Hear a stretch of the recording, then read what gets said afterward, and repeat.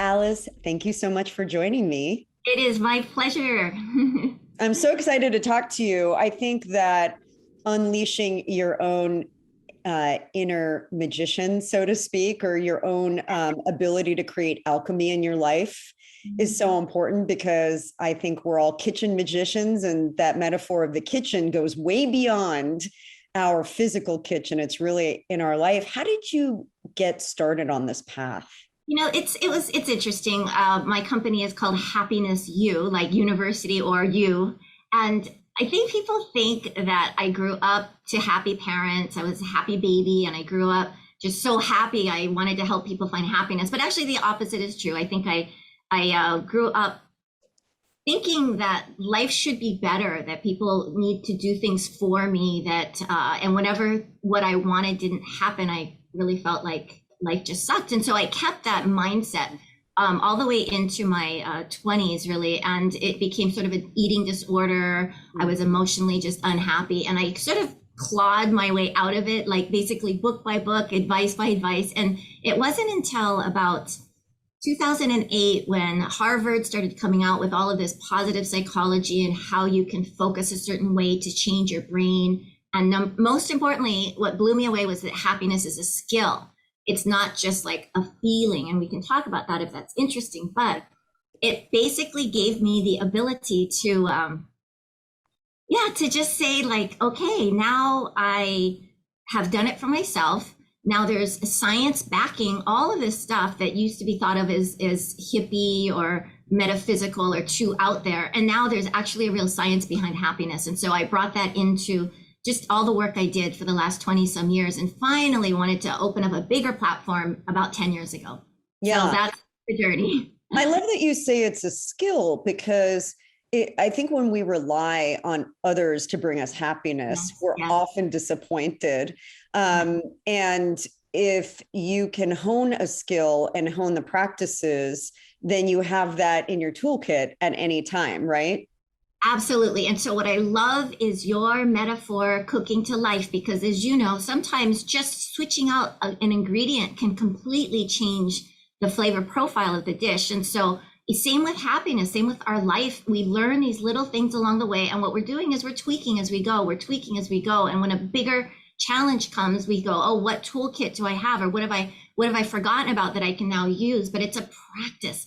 And that's the biggest thing I always want to share with people, that it's not just happiness just isn't just like, oh my God, I feel so good. There's rainbows and we're just so excited about life. Like happiness is actually recognizing that there's sucky things in our life. Like these things, not one person on earth will be able to say to you, I have no problems. I have nothing that's challenging me. We have to accept. And I think happiness is accepting that there is so much negative, but also looking for what is positive to kind of strengthen the perspective and the balance, because otherwise we just focus on what's not good and that just keeps getting worse. And what you're doing, what I do in my work, is really just to help people find new elements, new ingredients, new ways to think, which eventually leads to how you feel. Yeah. I'm curious, in your work, how many people do you find that are actually happy? I mean, is happiness something that comes innately to us, or do people see that as really being sort of like a very hard thing to achieve? Yeah, that's such a great question. I can say that there's a couple categories. There are people who suppress the fact that they're not happy and pretend like they're happy. So they might say, oh my God, I'm so happy, my life is so good. But because I do deep work with people, when you get to the bottom of it, the core is resentment, or it's just you're just detached from yourself. So there's those who say, I'm fine, I'm happy, but they really aren't. They go through these swings of ups and downs. So I think that I think that we all have our own form of it, right? And it's not things, as you said, it's not something out there. And I think that's the conversation that is coming up more and more with people. Like, why do I feel empty? Why do I feel like I'm doing everything? But I don't feel like I can celebrate other people's joys, or even feel what for other people when they're going through stuff, because I've got so much stuff going on. So our capacity for life is now more stretched out, but also the capacity to understand ourselves is kind of the new conversation, I feel. Because if you don't know yourself, like Yeah. You don't know yourself. You think you know yourself, but when's the last time you actually asked yourself questions or dug deep within yourself? So Yeah. yeah. Yeah, it's a great point because oftentimes we're so distracted and we have so many different things coming at us that we often don't even just sit in our whatever it is, sit in life, and ponder it and think about it. Why do you think that we need to actually pursue happiness? Why is it that we need to actually make a conscious effort to work towards it and that it's not something that we can just show up to every day? Yeah. What is the barrier, I guess, is what I'm trying to get into that blocks us from that? I think what it is we're lazy. We want life to be easy. We want people to do what we want them to do. We want to have the things that we want, and we don't have enough money, enough love, enough health, whatever that is. We just want it. And I think more and more we want it instantly. And I'm saying in general, we've lost that ethic of hard work, I'll just say, with everything being so easy and easily accessible now. And getting to know yourself is hard work. You know what it's like when you have a relationship. I mean, oh my God, trying to get along with someone over time, you got to keep evolving with them. But I think in our way of living these days, it's like you start out by saying, what do you need? What do you need? And all of a sudden everybody has a need and a want, and then you get caught up in this momentum of life. And to stop and actually admit to yourself that I've kind of gone off track, I've subordinated to others, and I've lost sense of who I am. How do you find yourself again? Because our life is moving further and further away from us. So I think it's a little bit of a mix of, like, sometimes we don't know how to find happiness and we look for it, and we think it's outside of ourselves, and other times it's just we might not feel that we're worthy or we're valuable enough to ask ourselves questions. Like, if I were to become friends with you, I would be like, hi, what do you like? What do you do? I want to know all about you. Do you like pink or purple? And then I would go and try to make you happy, but we don't ask ourselves. Or if we do ask ourselves those questions, we say, that's not important. I'll get to myself later. My children need me. I got to cook. I got to do this. So I feel like we haven't given ourselves the time and space necessary, because it's available there for everyone, but there's a little bit of a work. Just like you didn't become this amazing chef just like going to the grocery store. Like, you had to practice your craft. And I think that now my big message is really like, hey, you can change your life. You just got to work on yourself. And people don't know what that means. That's more than just like pedicures and going to the spa. There's a lot of it's almost accepting yourself as you are today. And it's easy to say, hard to do, but I think that's the barrier. We just want it faster. But it's a journey. And your final question, why would you want to even go through that? My thoughts are, like, wherever you are in life, like, let's hope you go to 80, 90, 100, but, like, gosh, most of us are past halfway. I mean, and if you only have a certain amount of time, like, it's like you want to feel your life and feel the joys and the sorrows. That's part of life. So I think we want a one-sided perfection that doesn't exist, or a one-sided reality that doesn't exist. And happiness is accepting that there are both realities and focusing on the one that you want to manifest more of. So it's not about being positive all the time. It's accepting the challenges, understanding that you need them to grow, but also really putting time on appreciation of what you do have. I think that's. I love that. I love that because, I believe that we have a lot of inputs into our life every day, right? We have, work, and we have family, and we have external influences, and certainly, like, the impact of people that we don't know that weighs on us with social media. And I think that in order to, really project your best version and to live your best life, coming from a place of content and peace really are synonymous with happiness. It's not Pollyanna, just ignorant to the world. It's just choosing to stay joyful and focused. Tell me a little bit about how you give people the tools that they need to get there. What is this process of happiness you, Yeah. and how do you reveal that for people? So I think the way that I started to structure it, if we can even structure something so loose, something like a happiness, but I look at it like this. We have a physical body, we have an emotional body, all the things we feel, the angers, the jealousies, the happiness, the joys, and we have a mental body, which is our acumen, our ability to strategize, and then we also have a spiritual body, which is sort of that the unseen part of us that brings the meaning and purpose into our life, whatever that is.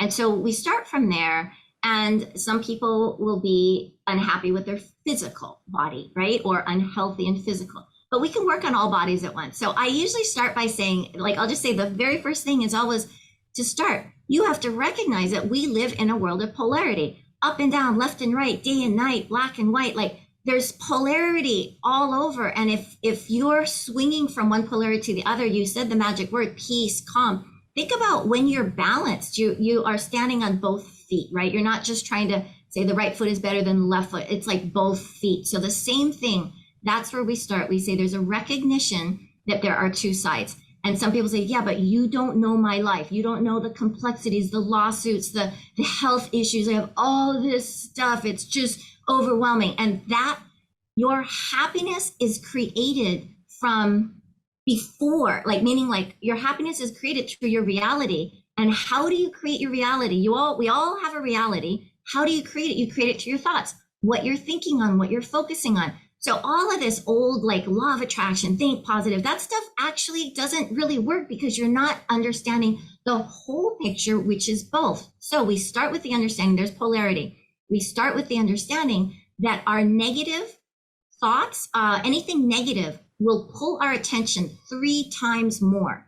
So if everything is equal, 1 unit of positive, 1 unit of negative, the negative will feel 3 times stronger. So we start with that awareness that it's the perception of how you've been looking at those negative situations for so long. So everything starts with the first step. So the first step is understanding that. And then the next step is, you don't say, oh, I'm going to just suppress the negative. I'm just not going to think about it. You're like, okay, it exists. So let's work on strengthening positive muscle. And that positive muscle is strengthened through how I talk about my life, how I look at my life. And so we start with, and this is actually a scientific exercise, and I do start with this.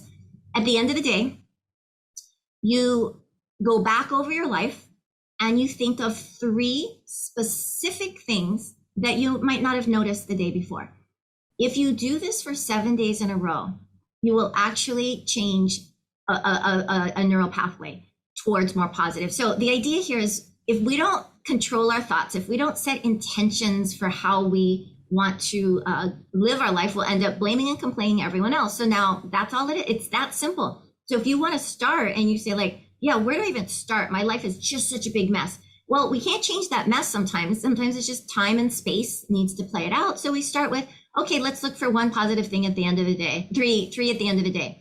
It's not as easy as it sounds. Most people say, I'm grateful for my health, I'm grateful for this. You have to be specific. When we're negative, we are so specific. I don't like the way that person chooses food, and it just drives me crazy. And every time you come, we're so specific with negative. But with positive, it's like, oh yeah, it was a good day. But you want to be, what specific was good about the day? What specifically did you appreciate about John bringing you donuts or coffee because he thought of you? So the more specific you can get with the things that you do have in your life right here, right now, that are happening, the more you'll start to be able to change the reality of how you look at the negative things in your life. And consequently, you will feel better over time. And it's not instant, but it happens. But if you can do this exercise 7 days in a row, if you forget it, you've got to start from over. It takes 8 days. And they found that 7 days. And on the 8th day, they found that they can check. And in 30 days, 60 days, 90 days, you're still like on that. You still have shifted that neuron. So that's how we start. That's how we start. And then with that physical, mental, emotional, spiritual thing, we just have a bunch of classes. If you need to get over guilt, you need to say how and say no, you need to clear your clutter, you got to find meaning and purpose. So that we have pretty much everything, the pieces, but at the core is really accepting that there's 2 sides to everything. I love what you're saying about focus. Where you put your focus is where you put your future, is what I say, I love you that. know, and it's interesting because I just launched a program that helps women over 40, and the three anchors are food, fitness, and focus. Oh, Because that's perfect. well-being, right? Well-being has everything to do with focus and where you put your energy and your thoughts. And then food and fitness help to also change your chemistry, your actual physical chemistry, so that you're even able to focus. Because Yeah. what I find is a lot of people come to the table and they're seeking happiness and they're seeking joy in their life, but they have devastating habits. You know, they don't eat the right way, they don't exercise at all, or, you know, sleep is a problem. And in order to get your focus on track, all those things have to be in alignment too. Do you ever come to the table, so to speak, with, you know, the people that are doing your program and examine those other aspects of their life as well?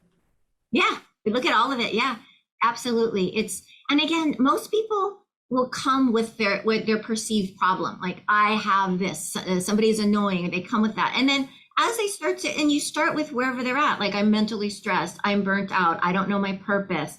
Like, yeah, my husband or wife is just driving me crazy. So we start with the problem, but then these things all get woven in, and all it takes is intention. And like you said, focus.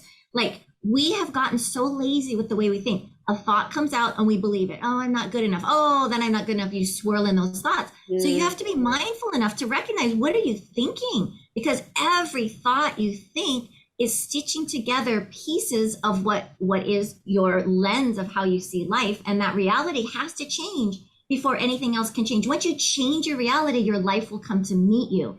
Once you shift how you look at things, your life will show you how you've shifted. But it's just like boiling water. I tell people, you don't just put a pot of water and turn on the heat and go, why isn't it boiling? And turn off the heat and walk away. Oh, damn it, let's try it again. Turn on the heat. And then you wait and it's like, damn it, it's not working. You have to turn on the heat and keep it on, because once you start to get the habit of how to think, it's a habit. You just naturally go there, and people say, oh, you seem like you're so happy, you manifest all these amazing things.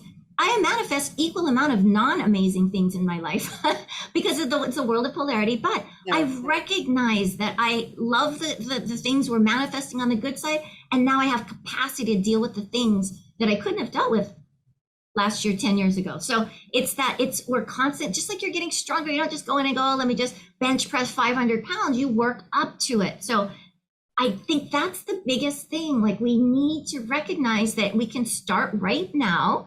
We just need to make a commitment, just like how you brush your teeth. You started, someone forced you to do it, your parents, and now it's like something you can't not do. So it's this awareness that we need to have. And then once we are aware, like you said, how do we focus? How do you focus? Like, what are you thinking about? And I'm not saying don't talk negative. I'm not saying don't think negative. Don't say, oh, I shouldn't think this way. I shouldn't feel this way. You feel how you feel, but you recognize it, and then you redirect, you refocus. And over time, that's the alchemy. That's the magic, because all of a sudden you're in the same life with the same crummy things going on, but you're okay. You're like, you know what? I Yeah. accept it. That's where you want to be. And that feels good to be there. It feels good to be there. It doesn't feel good to feel like, what happened to me? Why is my life so crummy? Why does everybody do these things to me? That's sort of the normal mindset. It's like, can you believe this is happening? So it's happening. It's reality. We all have a whole bunch of negative realities going on that we don't like, but how are you focusing? And that's what it is. I mean, yeah, exactly. Everything you said. Yeah, well, I like that you're giving people specifics on how to get started, and how to continue that, and how, you know, basically whatever they're coming to the table with, whether it's being a people pleaser or having a lot of fear, or just this feeling of, you know, not being worthy. Those are all kind of addressed in different ways. But what do you think is the ultimate barometer of happiness for people? Like, what does that look like for somebody that comes to you and says, I just want to feel happy? Yeah, and I would say, like, before even like wanting to feel happy, I think It's how do you know? The barometer is when you wake up and you have a ton of challenges to deal with that day, but you're okay with it. You feel okay. You feel like I can handle it. Like it's okay. Because there's more important things than these things that I used to stress about. So I think it's that presence. It's like when you're present, you're not worried about what's going to happen in the future. You're like, well, I'm here. I'm brushing my teeth. I'm getting ready. I'll handle it, whatever that is. So it's not even elusive. It's just that most times let's put it this way. Nobody wakes up and says, I want to have a crummy day. I want to do less, be less. Like we intrinsically want to grow.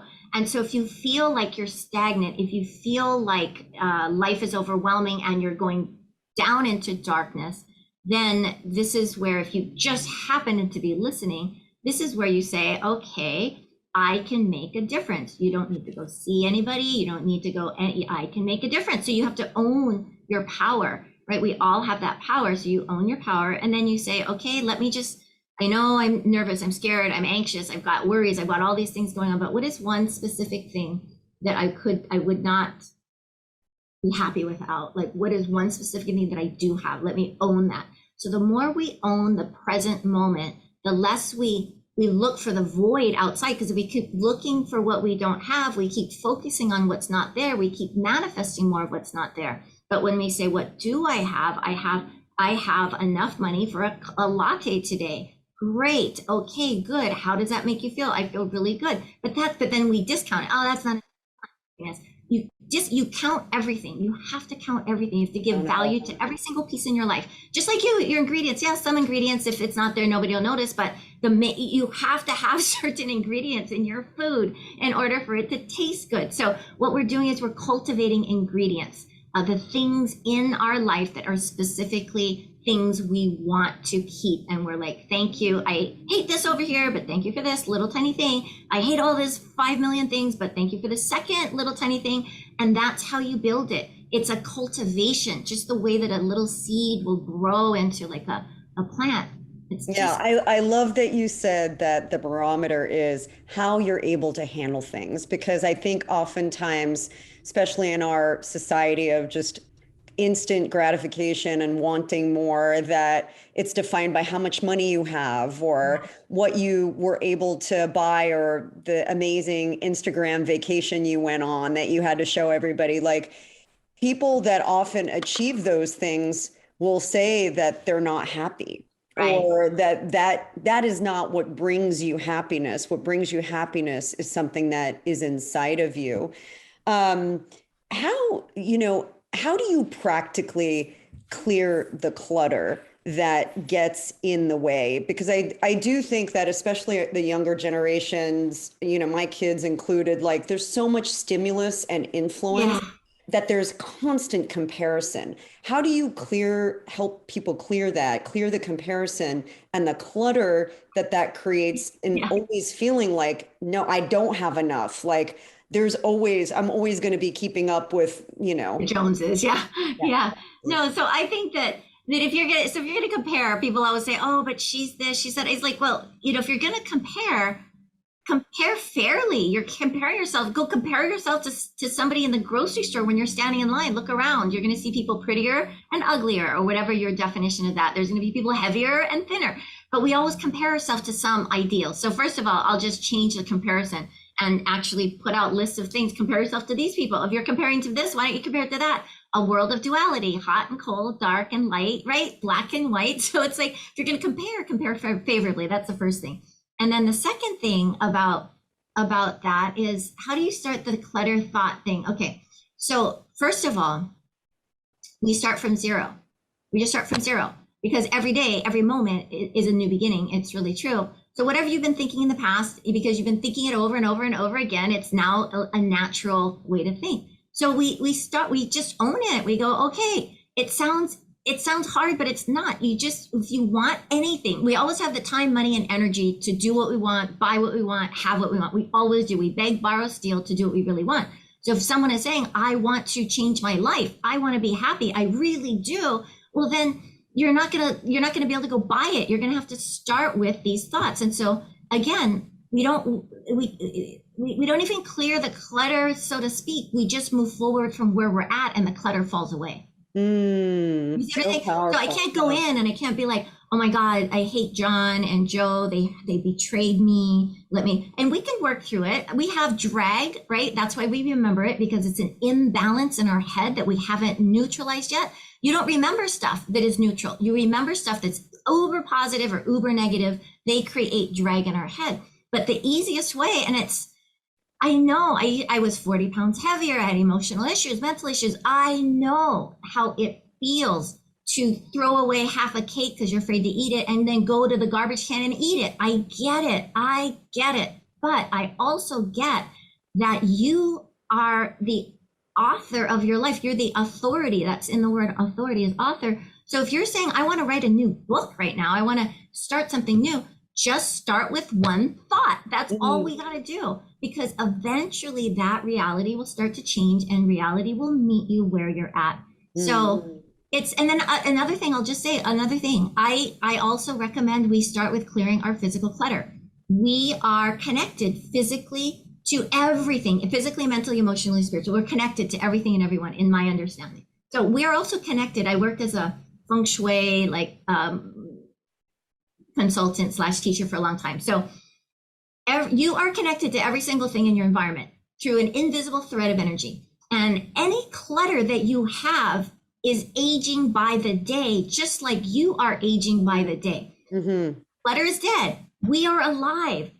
We love balance. So we lose our energy to the things in our environment. So as you start to let go of clutter, not only does energy come back to you, you regain your youthfulness, your vitality. When you go on a vacation, you go with just what you use, present, suitcases. The room is clean, no history, no baggage. And so we have energy, we go do stuff. So that's what I say. It's like start, and if you really want to start somewhere, start in the bathroom. The bathroom, the symbology of the bathroom is a place of transformation. We go in dirty, we come out clean. We eat food, we release the toxins there. It is the room for transformation and transition. So if you're saying, I want to get out of the junk in my life, clean your drawers, like of all the old makeup and dead hair, like just go under the sink, clean it out. Not only will it feel good, it's a connection to emotional clearing. I'm a big follower of Marie Kondo. Oh, yes. I believe in clearing the physical clutter as well, because it does make me crazy when things are not clean or organized around me. And I feel like that's just a constant thing that we do. How do people find you and the happiness you? Oh, well, thank you so much for asking. So what happened was we used to be only in Honolulu. I had a little classroom studio, and it was beanbag chairs, and everybody would come in and we'd hang out and do classes, but it wasn't on the internet. Pandemic was wonderful. It got us online. We now have an online community, and it's called Happiness U Hui, Hui. And Hui in Hawaiian means a group of like-minded people. And it's like our own Facebook, and I come on there it's a $30 a month subscription, start and stop anytime. But every Thursday I'm on there. We record everything we do. So everything from face yoga to dealing with irritating people to interviews with experts. So it's just our own little community. So that's how you would end up finding me at this. So that's on Facebook? No, it's actually its own site. Oh, it's your website. Happiness U Hui, HUI.com. Yeah, and I'll send you the link if you want to post it. But I love it's just a place where you want it, just like you have your own sort of community. Oftentimes people don't have a community around them that actually support them. You know, if your friends want what they want for them through their eyes of reality for you. So sometimes it's hard to say, this is who I am and this is what I want. So when you join a new community, it's starting from scratch. And so if you join a community, not necessarily ours, but any community where there's support, you're going to thrive much better than trying to do it on your own. I love it. We just have a couple minutes left, and I need to ask you the question I ask all my guests. So in less than a minute, if you had one meal, your final meal prepared by anybody, what would it be and who would make it? That's such a perfect question. My other half is a chef for a long, long A time. very well-known chef, in fact. And so though I get to benefit daily, I would say that my last meal would be cooked by Alan Wong.